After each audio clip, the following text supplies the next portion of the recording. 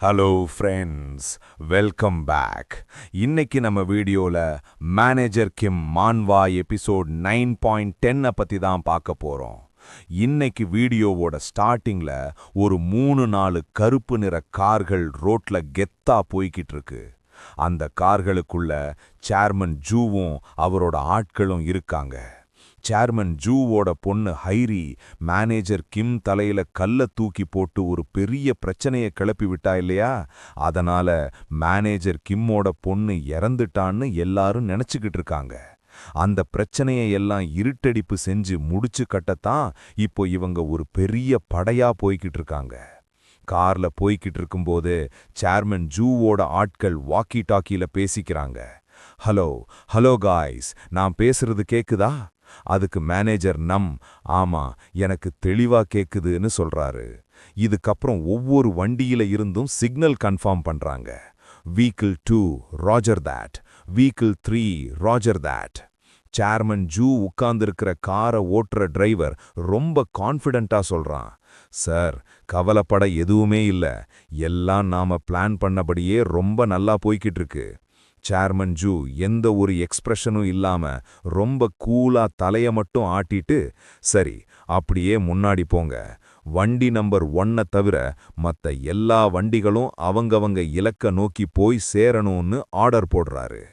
இப்போதிலிருந்து planning manager தான் உங்களுக்கு எல்லா கமாண்டுகளையும் கொடுப்பார்னு சேர்மன் ஜூ சொல்றாரு. எல்லா கார்களும் புல்லட் வேகத்துல போய்கிட்டு இருக்கு. அப்போ சேர்மன் ஜூவோட டிரைவர் தயங்கிக்கிட்டே கேட்குறான், சார், நான் ஒன்று கேட்கலாமா? இந்த சின்ன மேட்ருக்கு எதுக்கு பிளானிங் மேனேஜர் நம்ம உள்ள இழுக்கணும்? எனக்கு தெரிஞ்ச வரைக்கும் நாம டீல் பண்ண போற அந்த ஆள் மேனேஜர் கிம் ஒரு சாதாரண ஆள். ஒரு டம்மி பீஸுக்காக நம்ம பிளான்ல மேனேஜர் நம்ம ஈடுபடுத்துறது ரொம்ப ஓவர்னு தோணுது. எனக்கு தெரிஞ்சு அந்த ஆளை நானே ஈஸியா ஹேண்டில் பண்ணிடுவேன் அப்படின்னு கொஞ்சம் ஓவரா பேசுறான். இத கேட்ட சேர்மன் ஜூ ரொம்ப அமைதியா, ஹான், நீ என்கிட்ட வேலைக்கு சேர்ந்து எவ்வளவு காலமாச்சுன்னு கேட்குறாரு. அதுக்கு ஹான், சார், ஒரு 5 வருஷம் இருக்கும்னு சொல்றான். சேர்மன் ஜூ உடனே, ஓஹோ, புரியுது, 5 வருஷமா டிரைவிங் மட்டுமே பண்ணி பண்ணி உனக்கு ரொம்ப போர் அடிச்சிருச்சு போல, அதான் இப்படி பேசுறன்னு நக்கலா சொல்றாரு. ஹான் உடனே பதறி போய், ஐயையோ, இல்ல சார், அப்படிலாம் இல்ல, நான் சும்மா ஒரு ஆர்வத்துல கேட்டேன். நாம டீல் பண்ண போற அந்த ஆள் அப்படி என்ன பெரிய அப்பாட்டக்கர், அவரை பிடிக்க நாம ஏன் இவ்வளவு பெரிய படையையே இப்போ அனுப்புறோம்னு தெரிஞ்சுக்கிட்டதான் கேட்டேன்னு மெல்லமா சொல்றான்.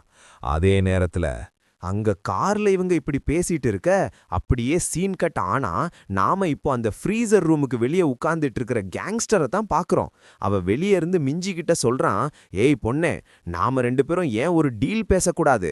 நீ மட்டும் நான் சொல்றத கேட்டா உன்னை நான் உயிரோட போக விடுறேன். ஆனா மிஞ்சி உள்ளே குளிரிலும் பயத்திலும் உறைஞ்சு போய் கண்ணீர் விட்டு அழுதுகிட்டு அமைதியா உட்கார்ந்துருக்கா. அதே நேரத்துல சேர்மன் ஜூ கார்ல தன்னோட டிரைவர் கிட்ட இந்த கேங்ஸ்டரை பத்தி எக்ஸ்பிளைன் பண்ணிட்டு இருக்காரு. அவன் ரொம்ப கன்னிங்கான ஆள் தான், ஆனா அவன் ஒன்னும் அவ்வளோ பெரிய பிக் ஷாட் எல்லாம் கிடையாது.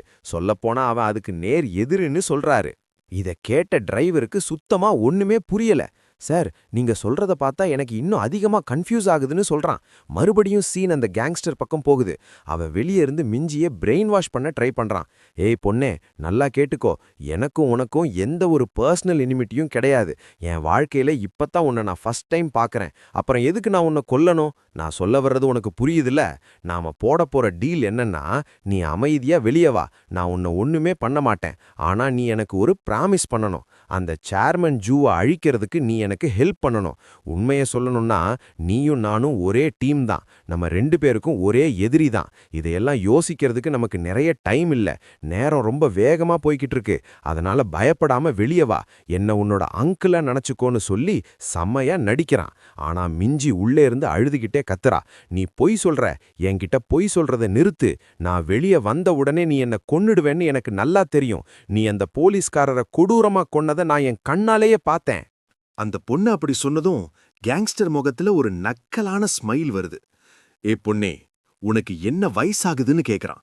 அதுக்கு மிஞ்சி எனக்கு 18 வயசாகுதுன்னு சொன்னதும் அவன் ஒரு மாதிரி வில்லனஸா சிரிக்கிறான். பரவாயில்லையே, உன் வயசுக்கு நீ ரொம்பவே மெச்சூரா பக்குவமா பேசுற. ஆனா நீ சொன்னது 100% கரெக்ட். நடந்த எதையுமே தெரியாத மாதிரி உன்னை என்னால அப்படியே உயிரோட போக விட முடியாது. இப்போ இருக்கிற சிச்சுவேஷன் அப்படி. அதனால நான் உன்னை கண்டிப்பா கொன்னு தான் ஆகணும். இதுக்காக நான் உன்கிட்ட சாரி கேட்டுக்கிறேன்னு ஒரு கொலகாரை மாதிரி பேசுறான். அவன் அப்படியே ஒரு பெரிய ஆக்ட் பண்றான். உன்கிட்ட இத சொல்றதுக்கு முன்னாடி உன்னை உயிரோட விடலாமான்னு கூட நான் யோசிச்சேன் தெரியுமா? அந்த போலீஸ்காரரை கொன்னதையே நான் மறந்துட்டேன். ஏன்னா கொலை பண்றதெல்லாம் எனக்கு ஒரு டெய்லி ரொட்டீன் மாதிரி. நீ மட்டும் நான் சொன்னதை நம்பி வெளியே வந்திருந்தா உன்னை உயிரோட விட்டிருக்க வாய்ப்பு இருந்துச்சு. ஆனா நீ ரொம்ப புத்திசாலின்னு நினைச்சு ஒரு தப்பு பண்ணிட்ட. நிஜத்தை சொல்லணும்னா நீ ஒரு பெரிய முட்டாள் அப்படின்னு திட்டுறான். வெளிய கத்தியை எடுத்துக்கிட்டு ரொம்ப நேரமா மிஞ்சிக்காக காத்துக்கிட்டு இருக்கான். அவ கதவை திறந்து வெளியே வந்த அடுத்த செகண்ட் அவள ஒரே போடா போட்டு தள்ளிடலாம்னு அவன் மைண்ட்ல ஒரு ஈவில் பிளான் ஓடிக்கிட்டு இருக்கு. ஆனா அங்கதான் ஒரு பெரிய ஷாக் காத்திருக்கு.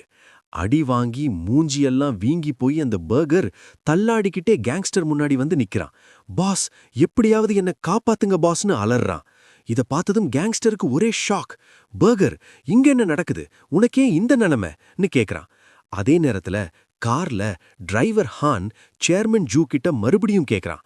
சார், அவன் சாதாரண ஆளுன்னு சொல்றீங்க, ஆனா எனக்கு ஒண்ணுமே புரியல. அவன் சாதாரண ஆளுன்னா எதுக்கு நாம இவ்ளோ பெரிய ஆர்மிய கூட்டிட்டு வர்றோம்? அதுக்கு சேர்மன் ஜூ சொல்றாரு, ஹான் கொஞ்சம் யோசிச்சு பாரு அப்படின்னு மேனேஜர் கிம்மோட உண்மையான பவரை பத்தி சொல்ல வர்றாரு. கார்ல சேர்மன் ஜூ தன்னோட டிரைவர் கிட்ட ஒரு ஆழமான கேள்வியை கேட்கிறாரு. ஹான், நீ என்ன நினைக்கிற? இந்த உலகத்துல ரொம்ப பவர்ஃபுல்லா பலசாலியா இருக்கிறவன் தான் உயிர் பிழைப்பானா, இல்ல கடைசி வரைக்கும் உயிர் பிழைச்சு நிக்கிறவன் தான் உண்மையான பலசாலியா? இத கேட்டதும் ஹானுக்கு ஒண்ணுமே புரியல. சார், நீங்க என்ன சொல்ல வர்றீங்கன்னு கேக்குறான். அதுக்கு சேர்மன் ஜூ, நீ இப்போ நேர்ல பார்க்க போற, அப்போ உனக்கு எல்லாமே கிளியரா புரியும்னு ஒரு பெரிய ட்விஸ்டுக்கு வெயிட் பண்றாரு. அதே நேரத்துல கடற்கரை ஓரத்துல அந்த கேங்ஸ்டர் அடிபட்டு தொப்பலா நனைஞ்சு வந்திருக்க அந்த பர்கரை முறைச்சு பார்க்கறான். டேய் பர்கர், உனக்கு இந்த நிலைமை எப்படி வந்துச்சு? நான் இவ்ளோ நேரம் கால் பண்ணியும் நீ ஏன் எடுக்கல அப்படின்னு கத்துறான். இங்க சேர்மன் ஜூ என்ன சொல்றாருன்னா, அந்த கேங்ஸ்டர் இவ்ளோ வருஷம் தப்பிச்சு உயிர் பிழைச்சதுக்கு ஒரே காரணம், அவன் யாரையுமே நம்ப மாட்டான். அவனுக்கு தான் நிழல் மேலேயே சஸ்பிஷன் இருக்கும். அதனாலேயே இப்போ அந்த கேங்ஸ்டர் பர்கரையும் சந்தேகப்பட ஆரம்பிக்கிறான். அந்த கேங்ஸ்டர் பர்கர் கிட்ட, நீ ஏன் முதுகுல குத்திட்டு அந்த சேர்மன் ஜூ கூட டீல் பேசுறியா? என்ன பார்த்தா உனக்கு என்ன முட்டாள் மாதிரி தெரியுதான்னு கேட்டு தன்னோட கத்தியால பர்கரை சரமாரியா வெட்டுறான். பர்கர் வலியால துடிச்சுக்கிட்டு தரையில விழுறான். இல்ல பாஸ், நீங்க நினைக்கிற மாதிரி நான் துரோகி இல்ல. எனக்கு இந்த நிலைமை வர காரணமே அந்த நாய் தான். அவன் இப்ப என் பின்னாடி தான் நின்னுட்டு இருக்கான்னு சொல்லி பின்னாடி கைய தூக்கி காட்டுறான். அங்கதான் நம்ம மேனேஜர் கிம்மோட மாசான என்ட்ரி. அவர் கையில ஒரு அயன் வயர் வச்சுக்கிட்டு அந்த கேங்ஸ்டரை முடிச்சு கட்ட தயாரா நின்னுட்டு இருக்காரு. மேனேஜர் கிம்மோட அந்த பார்வைய பார்த்தாலே தெரியுது, இன்னைக்கு அந்த கேங்ஸ்டருக்கு சங்குதான்னு. கேங்ஸ்டர் மிரண்டு போய் கேக்குறான், யார் ராணி? உன்னையும் அந்த சேர்மன் ஜூ தான் அனுப்பி வச்சாரான்னு அதிர்ச்சியில கேக்குறான். ஆனா மேனேஜர் கிம்முக்கு இப்போ சேர்மன் ஜூ முக்கியம் இல்ல, தான் பொண்ணை இவ்ளோ கஷ்டப்படுத்தின அந்த எவனையும் உயிரோட விடக்கூடாதுங்கிற வெறி மட்டும்தான் கண்ணுல தெரியுது. மேனேஜர் கிம் அந்த கேங்ஸ்டரை நோக்கி மெதுவா நடந்து நேரா அவ முன்னாடி போய் நிக்கிறாரு. அந்த கேங்ஸ்டர் மேனேஜர் கிம்மை விட உயரமா இருக்கான். அவன் கிம்ம பார்த்து நக்கலா, இந்த நாய பாரு, ஏய் குள்ளப்பயலே, நீ யார்ரான்னு கேக்குறான். ஆனா மேனேஜர் கிம் கண்ணுல கோபம் கொப்பளிக்குது. டேய், நீதான் அந்த ஆளா? இப்ப சொல்லு, என் பொண்ணு மிஞ்சி எங்கேன்னு கர்ஜிக்கிறாரு. அவன் பதில் சொல்றதுக்குள்ள கிம் தன் கையில இருந்த அந்த அயன் வயர் அவன் கழுத்தை நோக்கி வீசுறாரு. அவனோட கதைய அங்கேயே ஃபினிஷ் பண்ணணும்னு கிம் முடிவு பண்ணிட்டாரு. ஆனா அந்த கம்பி அவன் மேல படுறதுக்கு முன்னாடி சீன் கட்டாயி சேர்மன் ஜூ பக்கம் போகுது. அவர் டிரைவர் கிட்ட சொல்றாரு, அவன் யாரையும் நம்ப மாட்டான்னு சொன்னன்ல, அது மட்டும் காரணம் இல்ல. நான் ஏன் மேனேஜர் நாம இந்த விஷயத்துல இழுத்தேன்னு உனக்கு இன்னும் கொஞ்ச நேரத்துல புரியும். மறுபடியும் இங்க கடற்கரையில மேனேஜர் கிம் அந்த கேங்ஸ்டரை தன் கம்பியால சுத்தி பிடிக்க போற அந்த நொடியில திடீர்னு மின்னல் வேகத்துல அந்த மாஸ்க்டு மேன் முகமூடி மனிதன் என்ட்ரி கொடுக்கறான். நாம முன்னாடியே கார்ல பார்த்தோம்ல, அதே ஆளுதான். அவன் பயங்கரமான ஸ்பீட்ல கிம்ம அட்டாக் பண்ண வர்றான். கிம் அதிலிருந்து தப்பிச்சிடுறாரு. ஆனா அந்த கேங்ஸ்டர் அவரால பிடிக்க முடியாம போயிடுது. அந்த முகமூடி போட்ட ஆளை பார்த்தாலே தெரியுது அவன் ஒரு ப்ரொஃபஷனல் கில்லர்னு. இவன் யாருன்னு சேர்மன் ஜூ இப்போ ஒரு கதையா சொல்றாரு. ஹான், நீ அந்த பழைய கதையை கேட்டிருக்கியா? ஒரு காலத்துல குழந்தைகளை அனாத ஆசிரமத்துக்கு கூட்டிட்டு போவாங்க. ஆனா அது அவங்கள காப்பாத்த இல்ல, அவங்க மனசுல இருக்கிற ஈரத்தை எல்லாம் எடுத்துட்டு எந்த ஒரு ஃபீலிங்ஸும் இல்லாத ஒரு ரத்த வெறி பிடிச்ச மான்ஸ்டரா, அரக்கர்களா மாத்துறதுக்காகவே ஒரு இடம் இருந்ததுன்னு சேர்மன் ஜூ சொல்றாரு. கொஞ்ச காலத்துக்கு முன்னாடி பிளாக் மார்க்கெட்ல இப்படிப்பட்ட கேங்ஸ்டர்களை ஏலம் விட்டிருக்காங்க. இத பத்தி மேனேஜர் நம் சேர்மன் ஜூ கிட்ட ஒரு எச்சரிக்கை கொடுக்கறாரு. சார், இப்போ சிச்சுவேஷன் ரொம்ப மோசமாகிடுச்சு. அந்த கேங்ஸ்டர் கிட்ட ஒரு கேங்ஸ்டர் இருக்கிற வரைக்கும் இது சாதாரண கேஸ் கிடையாது. அந்த கேங்ஸ்டரை வெறும் கொலை பண்றதுக்காகவே ஸ்பெஷலா டிசைன் பண்ணி உருவாக்கியிருக்காங்க. அதனால நாம ரொம்ப ஜாக்கிரதையா இருக்கணும்னு சொல்றாரு. இத கேட்ட சேர்மன் ஜூ, அப்படியா, அப்போ இந்த மேட்டர்ல மேனேஜர் நம்மையும் இறக்கி விட்டா என்னன்னு கேக்குறாரு. அதுக்கு மேனேஜர் நம் ரொம்ப கெத்தா, கண்டிப்பா சார், எனக்கும் அந்த கேங்ஸ்டருக்கும் ஒரு சண்டை வந்தா யாரு ஒருத்தர் சாகிறதுக்கும் கொல்றதுக்கும் தயாரா இருக்காங்களோ அவங்க தான் ஜெயிப்பாங்கன்னு சொல்றாரு. இப்போ மேனேஜர் கிம் முன்னாடி நிக்கிறதும் அந்த பயங்கரமான கேங்ஸ்டர் தான். அவன் போட்ட ஒரு டேஞ்சரஸ் அட்டாக்ல இருந்து கிம் லாவகமா தப்பிச்சு தரையில லேண்ட் ஆகுறாரு. ஆனா அந்த கேங்ஸ்டர் விடாம மறுபடியும் ஒரு வெறித்தனமான அட்டாக்க பண்றான். மேனேஜர் கிம் தான் உடம்ப வளைச்சு பின்னாடி போய் அவனோட தாக்குதல்ல இருந்து தப்பிக்கிறாரு.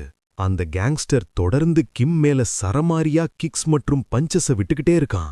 ஆனா மேனேஜர் கிம் ஒரு லெஜெண்ட் ஆச்சே, எல்லா அட்டாக்ஸையும் ரொம்ப ஈஸியா டாஜ் பண்றாரு. ஆனா திடீர்னு ஒரு ட்விஸ்ட். அந்த கேங்ஸ்டர் தான் 2 விரல்களை வச்சு மேனேஜர் கிம்மோட கண்ணுலயே குத்த வர்றான்.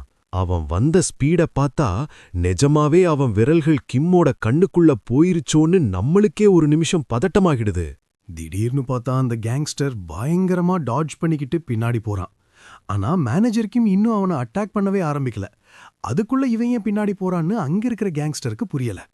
அவன் அந்த கேங்ஸ்டரை பார்த்து, சூப்பர் கேங்மென், இவன் கண்டிப்பா சேர்மன் ஜூவோட ஆளாத்தான் இருப்பான், இவனுக்கு ஒரு நல்ல பாடம் புகட்டு, இங்க யாரு பாஸ்ன்னு இவனுக்கு காட்டுன்னு ரொம்ப துள்றான். ஆனா அடுத்த செகண்டே அந்த கேங்ஸ்டரோட வாய் அடைச்சு போகுது. ஏன்னா அவன் கேங்மெனோட அந்த 2 விரல்களை பார்க்கறான். மேனேஜர் கிம்மோட கண்ணுல குத்த வந்த அந்த 2 விரல்களையும் கிம் அப்படியே பிடிச்சு உடைச்சிட்டாரு. அதனால தான் அந்த கேங்ஸ்டர் வலியால பின்னாடி ஓடியிருக்கான். கேங்மென் சின்ன வயசுல இருந்தே ஒரு கில்லிங் மிஷினா வளர்க்கப்பட்டிருக்கலாம். ஆனா அவன் முன்னாடி இப்போ நிக்கிறது ஒரு சாதாரண ஆள் கிடையாது. இவர்தான் மேனேஜர் கிம். இவரை பிடிக்கிறதுக்காகவே சைனா மற்றும் ரஷ்யா போன்ற நாடுகள் தனித்தனியா ஸ்பெஷல் டீம்ஸ் அமைச்சிருக்காங்கன்னா பாத்துக்கோங்க இவரோட பவர் என்னன்னு. மேனேஜர் கிம் இப்போ தன்னோட கோட்டை கழட்டி போட்டுட்டு, நீயும் இவங்க கூட சேர்ந்துதான் இந்த வேலையை பண்றியான்னு கேட்டு ரொம்ப சீரியஸா கேக்குறாரு. இனிமேதான் விஷயம் ரொம்ப டேஞ்சரஸா மாறப்போகுது. ஏன்னா ஒரு பக்கம் அந்த கேங்ஸ்டர் கேங்மின் காயத்தோட நிக்கிறான். இன்னொரு பக்கம் சேர்மன் ஜூவும் அவரோட ஆட்களும் அங்க வந்துகிட்டு இருக்காங்க. இதற்கிடையில் இன்னும் மேனேஜர் கிம் தம் பொண்ணு மிஞ்சிய காப்பாத்தல.